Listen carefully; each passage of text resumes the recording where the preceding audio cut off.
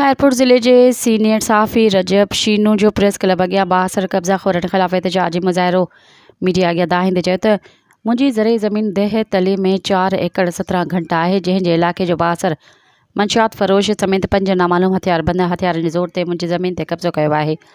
सहाफ़ी रजब अली शीनू वधीक ॿुधायो त जेके माण्हू मुंहिंजो कब्ज़ो करे वेठल आहिनि, जॾहिं त ज़मीन टखाता ऐं सभरा काग़ज़ असां वटि मौजूदु आहिनि, पर उन बावजूद बि बासर असांजी ज़मीन तां कब्ज़ो ख़त्म करे नथा उथनि ऐं कब्ज़ो करे वेठल आहिनि। मां अहिड़ी दहां आला अमलदारनि खे पिण कई आहे, पर को बि खड़तेल नाहे निकिरी सघियो।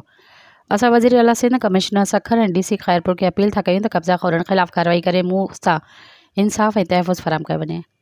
मज़ीद ख़बरनि ऐं तफ़सीलात लाइ विज़िट कयो असांजी वेबसाइट www.awamiNewsHD.com ऐं ॾिसंदा रहो अवामी न्यूज़ HD।